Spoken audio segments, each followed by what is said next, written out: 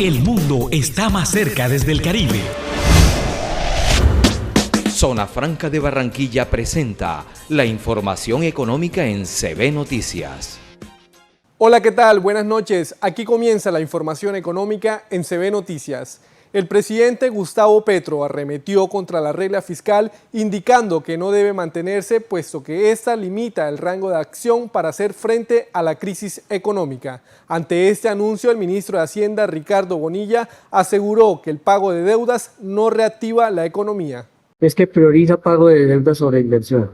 Y cuando un país está en un proceso como que tenemos hoy de desaceleración económica fuerte, la inversión hay que reactivarla. Y entonces hay que reducir el pago de deuda para aumentar la inversión. Eso rompe regla fiscal.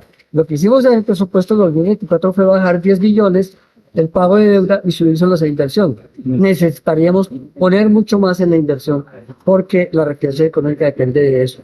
La deuda no reactiva, el pago de la deuda no reactiva la economía. La inversión sí lo reactiva y en este momento necesitamos que la inversión pública y la inversión privada se pongan en sintonía para recuperar varios sectores de la economía, entre ellos la paz.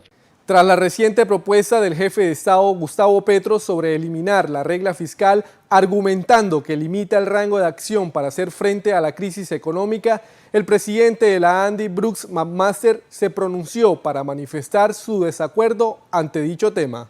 El presidente de la ANDI consideró que sería una muy mala idea tomar esa acción y explicó que la regla fiscal es esencial para garantizar la estabilidad financiera del país, teniendo en cuenta las cifras negativas de la economía en el tercer trimestre del año. El ministro de Hacienda ha anunciado que cualquier cambio de la regla fiscal se haría a través del Congreso de la República, como debe ser. Por esta razón, no es estratégico que, sabiendo que cualquier decisión en este frente está muy lejos, al mismo tiempo generaremos incertidumbre sobre la disposición de Colombia a cumplirla. Podríamos estar quedándonos sin lo uno y sin lo otro, no lo cual sería muy grave. El presidente de Fedesarrollo, Luis Fernando Mejía, advirtió que todavía no se puede hablar de recesión económica en el país y aseguró que no es conveniente cambiar la regla fiscal como lo propone el presidente Gustavo Petro. Es una muy mala noticia. La expectativa que teníamos desde Fedesarrollo era un ligero crecimiento, pero positivo al final de cuentas, del 0,6%. El dato que anunció el DANE el día de ayer, una contracción del 0,3%, para que ustedes tengan órdenes de magnitud. Colombia, exceptuando el 2020, año de la pandemia, en este siglo XXI nunca había tenido una caída de su actividad económica en un trimestre. Es decir, esto es algo muy atípico que refleja pues una importante desaceleración de la economía colombiana.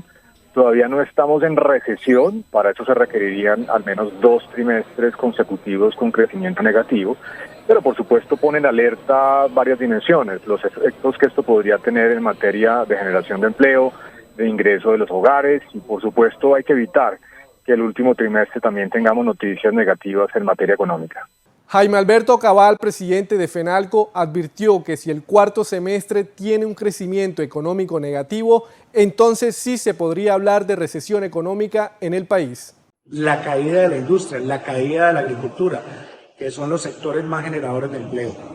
Se está viendo las consecuencias de la falta de capacidad de consumo, de ahorro e inversión, producto de la reforma tributaria que se aprobó el año pasado y obviamente la inflación y el crecimiento de las tasas de interés. Pero una alerta muy importante, si la economía el cuarto trimestre crece negativamente también, podríamos decir que entramos en una recesión.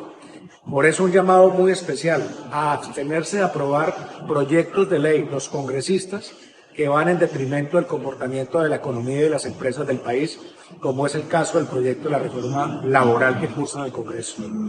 El presupuesto del distrito en 2024 superaría los 5 billones de pesos. Las prioridades del presupuesto están concentradas en los sectores de salud y educación.